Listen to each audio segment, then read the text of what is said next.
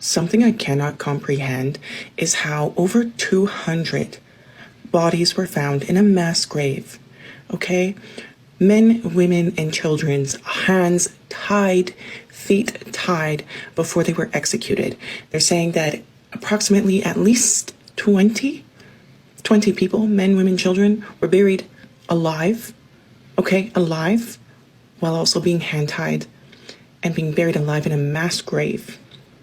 And not just that, they're finding that organs were stolen.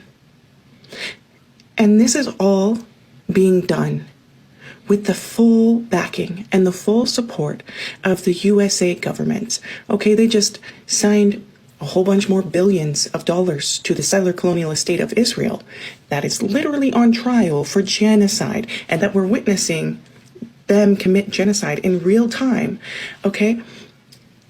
And the USA government, instead of ending the genocide, because all they would have to do was stop funding it, right? And watch the settler colony collapse in on itself, because settler colonies are expensive to maintain. Instead of that, the USA just went and sent more billions over to the settler colonialist state of Israel so it can go and continue its genocide of the Palestinian people.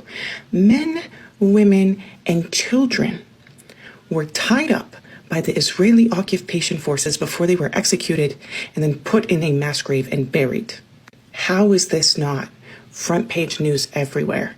You know, if this was any other country committing this, it would be on every front news page. And it not being front page news everywhere in the USA, in Canada, in these Western countries, makes you realize that our news outlets are state-sponsored and only showing us what the government wants us to see.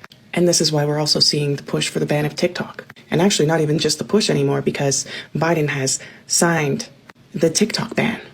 Once the settler colonialist state of Israel falls, and then we finally see everything that they've actually committed, we are not, it's unimaginable. I mean, we're just finding stuff now. Imagine what's going to happen once the settler colonialist state of Israel falls and we actually get in there and actually see, because the journalists on the ground, the Palestinian journalists on the ground, are saying it's so much worse in person than what they are showing. So just imagine. We need to keep going for Palestine. Boycotting strangles the economic ties to the settler colony of Israel. And remember, it's expensive to maintain a settler colony, so boycotting is so important. Get involved in direct action. You must disrupt. If you don't disrupt, nothing will change. And as always, free Palestine.